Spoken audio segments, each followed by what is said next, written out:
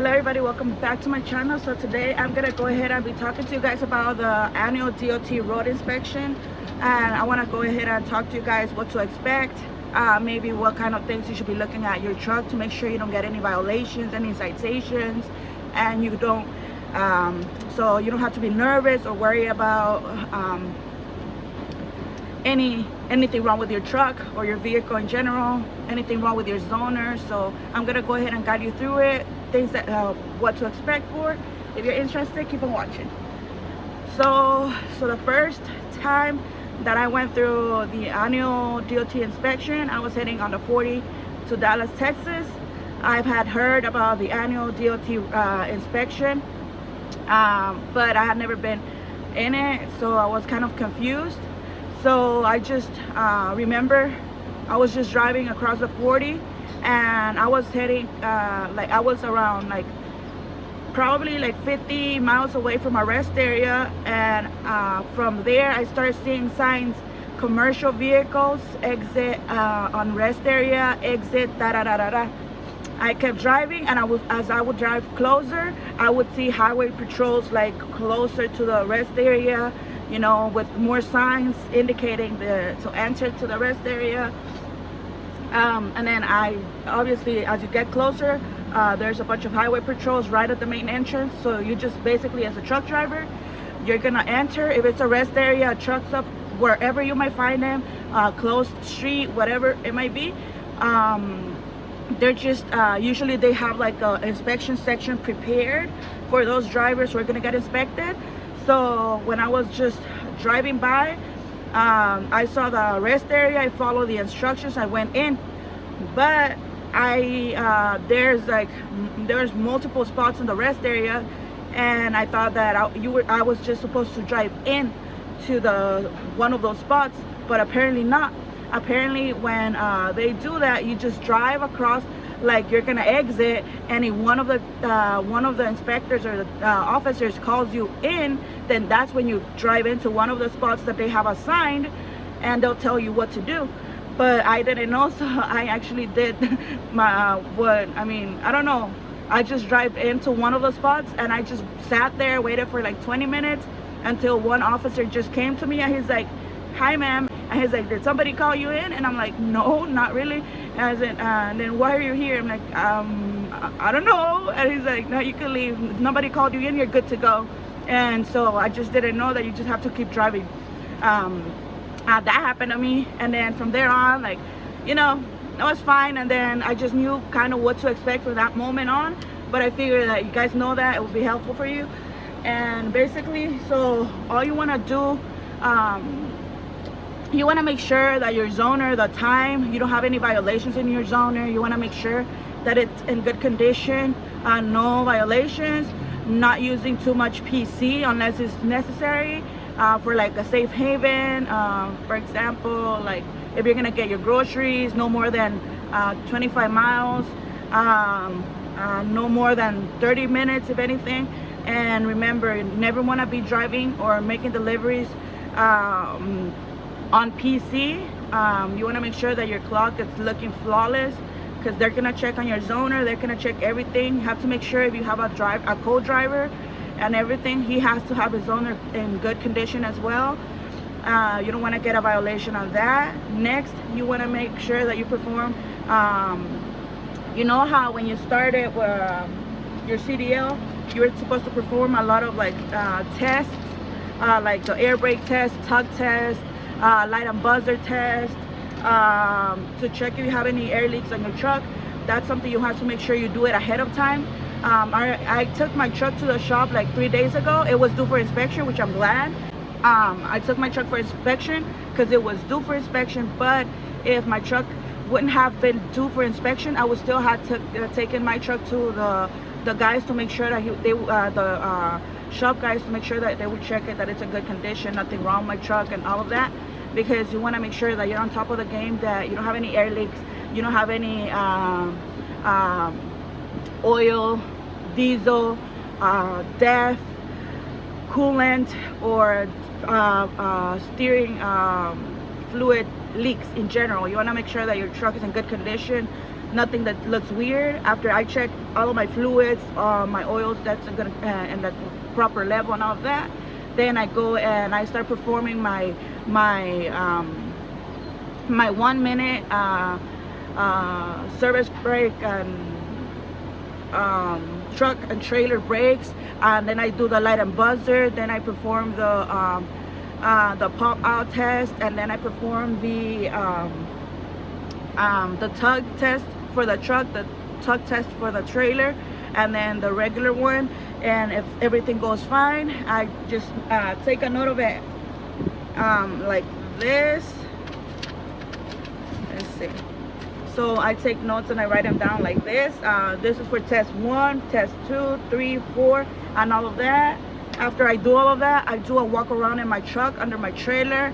I check all of my tires. I check on the lug nuts. I check on I make sure that they have the proper air. Usually cold air, you have to have them at 110, and you know, your tires have to be in good condition, not too worn.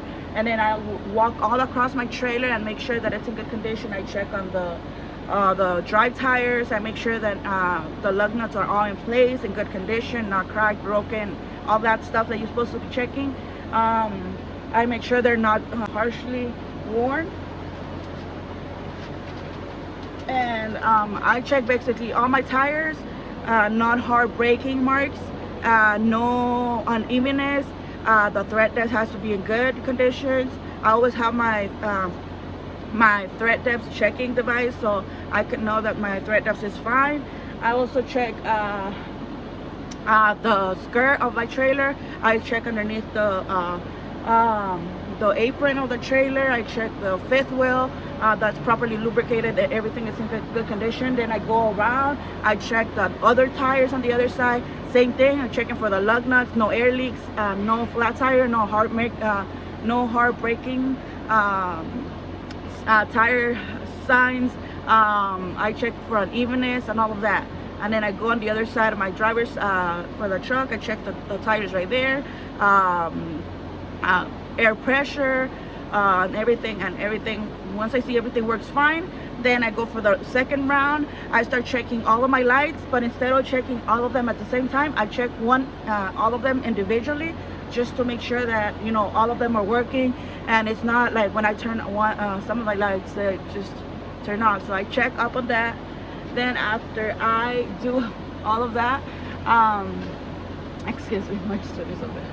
And then I just keep doing my walk around. Then I go ahead and I check underneath my trailer, like by where the my airbags are at, where my tandems and all of that, where the tires are at. I go underneath and I start listening. I put the red valve in. I push the red valve in, and then I go to the back of my trailer, and I go underneath and I start hearing for any air leaks that I might hear. I start checking, you know, my the airbags. I check the tires. I check the air lines itself. I check on the chamber, and I check everything right there. Once I don't hear anything, I move on to my truck. This I would do it with the truck turned off, but with the key on the on position. That's so that there's still activity going on. I'm still able to listen if there's an air leak or anything going on. So then I just go underneath my truck. Let me show you. So I just go underneath right here, and then I just start listening, like if my airbags are not leaking air, any of the airlines right there, I start checking and just paying close attention to hear if I notice any air leaks coming from somewhere or anything. Once that's good, then I move on to around this area right here. I check and hear if I don't have any air leaks coming from my airlines, coming from this area right here, the chambers. And actually last time I had an air leak coming out from my fifth wheel, and you have to check that from that side. It's easier. And you see, when you're doing the tug test and you're taking your brakes, I always put my I always put my chalks to make sure that my truck doesn't roll over, and then I just make sure that everything is fine, everything is looking good.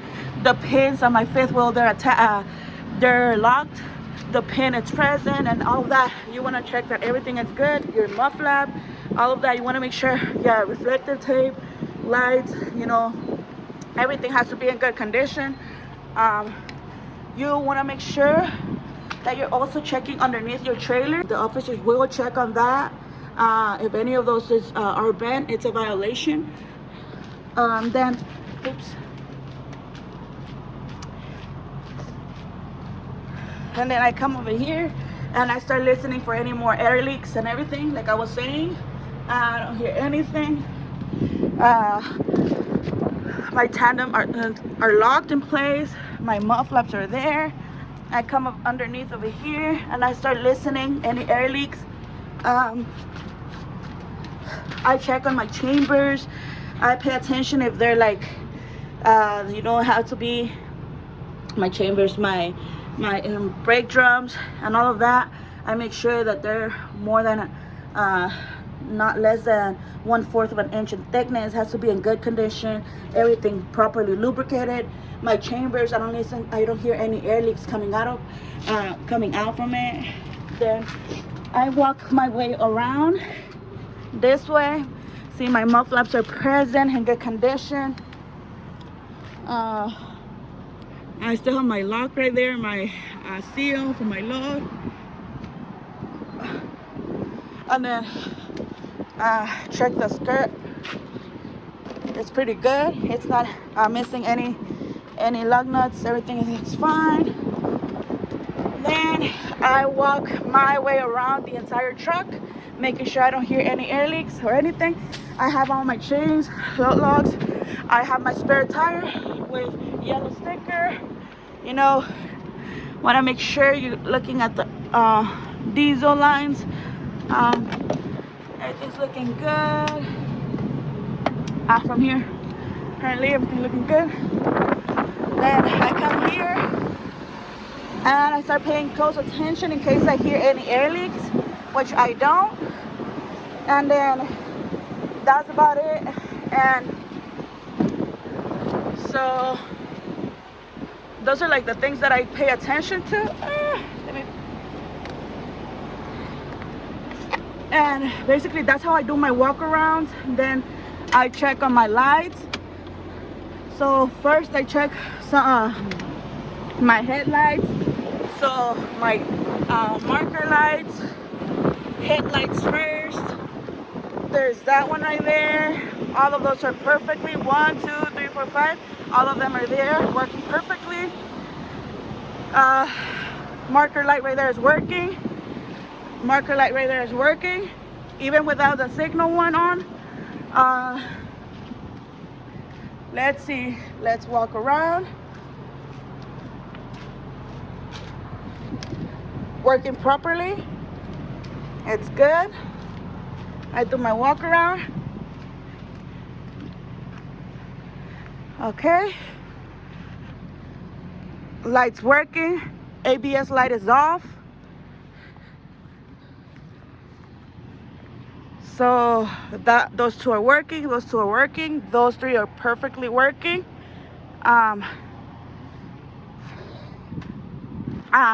For this one, it's this trailer's, it has 3 up top. If your trailer has the 5, make sure the 5 of them are working. Here's my other marker light. It's working properly.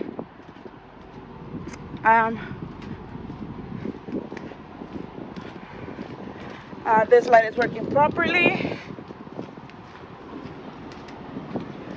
Tractor lights are working. Rear lights perfectly. Then that light's working properly. Other marker light. That light is working properly. That's good. Now let me check the high beams really quick. So just push down if you have a Freightliner 2024 or anywhere between 2020 2024. Basically it's the same thing. Headlights High beams are working. It's good. My plate, it's present. Nothing's broken. That's a DOT violation. This, I could take the time to check underneath my truck. No leaks. Everything looks good. Now, I'm gonna take off the high beams. I'm gonna leave this light on. So this is turned off. This is only the marker lights turned on, and these are the marker lights and headlights. But I just want the marker lights right now. So I'm gonna go ahead and signal left. I'm gonna check those first. I did. So I come here. Usually I check my signal lights, all this, like using the emergency lights, but right now, since it's a DOT inspection, I check all of them individually. That one's working. I could see it from here blinking. There's that. Come all the way to the back. There, it's working. We're good on this. That's for the left side.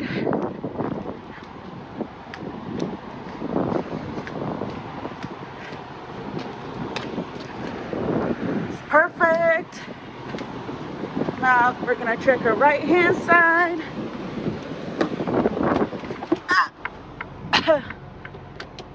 Okay, there's the right hand side.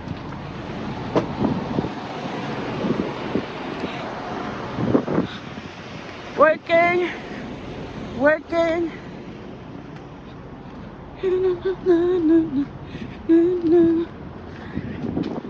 Working, working.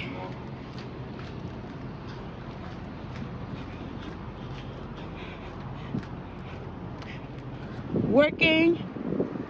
Perfect. Look, this is how you want your tires to look. No unevenness, especially on these days around. You don't want to get called in for having bad tires. This all even, looking good. This, pay a close attention to those, and you don't have any minor air leaks on that.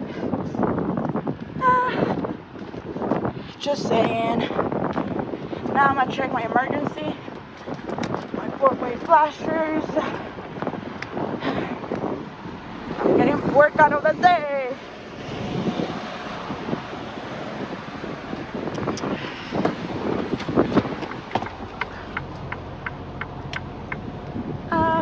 Okay, emergency lights. Okay.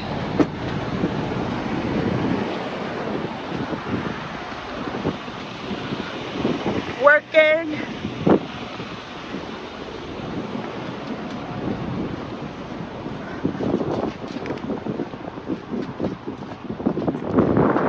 Working. Working.